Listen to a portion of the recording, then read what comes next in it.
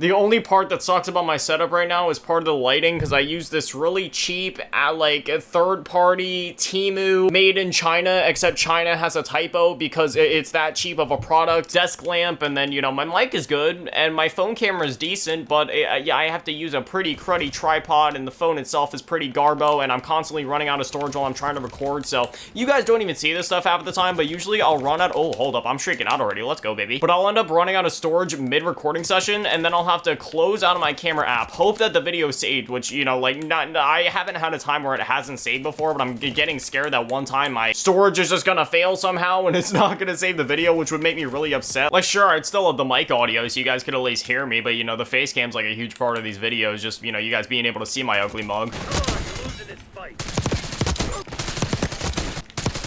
But then I have to close out of the camera app, go into my settings, usually delete a game or clear the cache on a bunch of apps, which is usually what I end up doing, you know, just going through, clearing the cache on like 20 different apps, trying to get back into the recording thing, sync back up my mic and video audio, and it's just, like, it shouldn't be like that. It happens more than I'd like to admit too, because usually when I record, I know these videos only end up being like, I don't know, what, 10 to 20 minutes tops, but typically it's nothing for these recording sessions to take upwards, if not over an hour. And to put it simply, like, my phone just doesn't have enough storage for all that. Most times I'll end up starting a recording session, I'll have anywhere between like 4 to 5 gigs, and it'll end up running out by like the 40-minute mark. And yeah, like I said, it's almost like a daily thing at this point where like I'll get partway through a recording session, have to clear up more space on my phone. It's just, it's so annoying, man.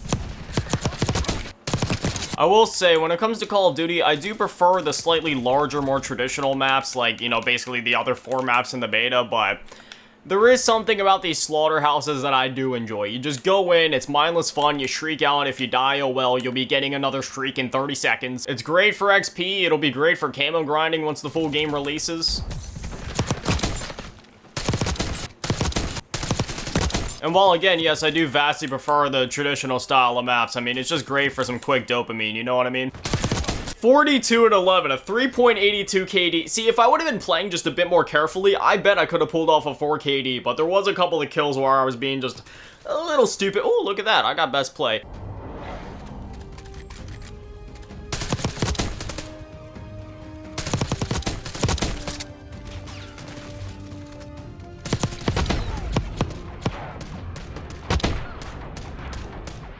Yeah, look at me, #1, baby. Let's do the quick draw. Love that emote, man. I love the fact that he brought back the Winter Circle. We haven't had this since Infinite Warfare. I hate how I do that sometimes, though. I start to play, like, a little clumsily, and then, you know, it'll get to that point where, like, towards the end of the match, it's like, oh, I could have had, like, a 4 or a 5 KD or something crazy right there, but since I was a little clumsy at some points, I didn't end up hitting it. But I'd say, hey, with Modern Call of Duty, with SBMM and stuff, I'd say the fact that I pulled off over, what was that, a 3.82 at the end of it, I'd say that was pretty good.